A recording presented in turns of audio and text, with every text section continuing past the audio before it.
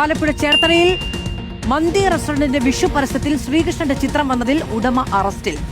മെഹർ മന്തി restaurant ഉടമ പോർക്കുമന്തിയുമായി റംസാൻ ആശംസ poster പ്രചരിപ്പിച്ചതിൽ സ്വമേധയാ കേസെടുത്തിരിക്കുകയാണ് ചേർത്തല പോലീസ്. ചേർത്തല സ്വദേശി രതീഷ് പണിക്കറിനെതിരെയാണ് കേസ്. ഇയാളെ അറസ്റ്റ് ചെയ്തിട്ടില്ല.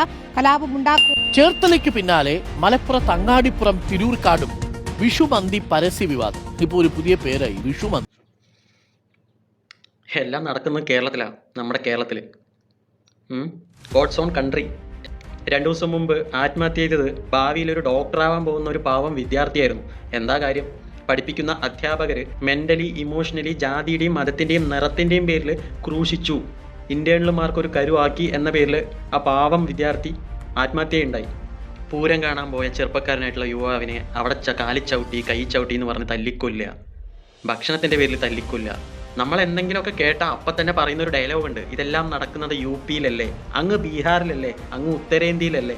എന്നാൽ നമ്മുടെ കേരളം ഓരോ ദിവസവും എല്ലാം കൊണ്ടും വഷളായിക്കൊണ്ടിരിക്കുകയാണ്. ഇപ്പം ഞാൻ ഈ കേൾപ്പിച്ച ഈ ന്യൂസിൽ ഹോട്ടൽ ഉടമകൾ ഒരാളും അതുപോലെ 3 പേരും വിഷു ദിവസമാണ് ഈ ഒരു പോസ്റ്റ് ഷെയർ ആക്കിയിരിക്കുന്നത്. ചിലപ്പോൾ അവരുടെ ആ ഒരു മന്തി റെസ്റ്റോറൻറ്റ് അല്ലെങ്കിൽ ഷവായ റെസ്റ്റോറൻറ്റിൽ അവരുടെ പബ്ലിസിറ്റിക്ക് വേണ്ടി ഒരു മാർക്കറ്റിങ്ങിന് വേണ്ടിയിട്ട് അവരതൊരു ഫണ്ടിന് വേണ്ടിയിട്ട് ചെയ്തതായിരിക്കാം. പക്ഷെ നിങ്ങളൊരു കാര്യം ചിന്തിക്കേണ്ടത്, ആദ്യം ഒരു കടയുടമ ചെയ്ത മണ്ടത്തരത്തിന് മറുപടിയായിട്ട് മറ്റൊരാൾ അതിലും വലിയൊരു തെറ്റ് ചെയ്യുക. വിഷു ദിവസം തന്നെ തുടങ്ങിയ ഈ വാശി നമ്മുടെ നാട്ടിലെ മതസൗഹാർദ്ദത്തെയാണ് മുറിവേൽപ്പിക്കുന്നത്. സോഷ്യൽ മീഡിയയിൽ പടച്ചുവിടുന്ന ഇത്തരം ചിത്രങ്ങൾ നിമിഷ നേരം കൊണ്ട് ആയിരങ്ങളിലേക്ക് എത്തും. അത് വായിക്കുന്ന ഒരാൾക്ക് ഉണ്ടാകുന്ന ദേഷ്യവും വിഷമവും മതി നമ്മുടെ നാടിൻ്റെ സമാധാനം തന്നെ കംപ്ലീറ്റ് ആയിട്ട് തകർക്കാൻ. ഇത് ശരിക്കും വെറും ഒരു പോസ്റ്റായിട്ട് കണക്കാക്കാൻ പറ്റില്ല. നമ്മൾ കേരളത്തിൽ ജീവിക്കുന്ന ഒരു സമൂഹത്തെ തന്നെ തമ്മിലടിപ്പിക്കാനുള്ള ഒരു തീ കൊള്ളിയാണ് ഇത്. ഇവിടെ കൊണ്ട് ബ്രേക്ക് ഇട്ടാൽ നമുക്ക് ചിലപ്പോൾ ഇതിനെ പിടിച്ചു നിർത്താൻ പറ്റും. പക്ഷേ കണ്ണിലൊരു തരി മതി കത്തി എരിയാനായിട്ട്. പിന്നെ നമ്മൾ 1930-40 കാലഘട്ടത്തിലേക്ക് പോകേണ്ട ഒരു അവസ്ഥ തന്നെ വന്നേക്കാം.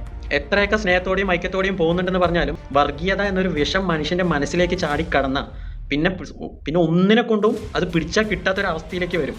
പലപ്പോഴും നമ്മൾ അറിയാതെ ഇത്തരം ചിത്രങ്ങൾ ഷെയർ ചെയ്ത് നമ്മളും ഇതിൻ്റെ ഭാഗമാകാറുണ്ട്.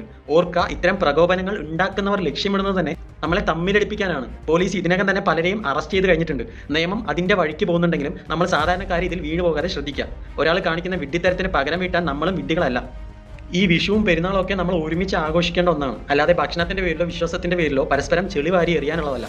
ഇത്തരം വിഷലിപ്തമായ പോസ്റ്റുകൾ കണ്ടാൽ അത് അവഗണിക്കുകയോ റിപ്പോർട്ട് ചെയ്യുക. സ്നേഹത്തോടെ ജീവിക്കുന്ന നമുക്കിടയിൽ മതിൽ കെട്ടാൻ ആരെയും നമ്മൾ അനുവദിക്കരുത്. വർഷങ്ങളായിട്ട് ചിലരൊക്കെ ഈ കേരളത്തിൽ എന്തൊക്കെ വരണം അല്ലെങ്കിൽ കേരളം എങ്ങനെയൊക്കെ ആകണം എന്ന് ആഗ്രഹിക്കുന്നുണ്ടോ, പക്ഷെ അത് ഇന്നേ വരെ നടന്നിട്ടില്ല.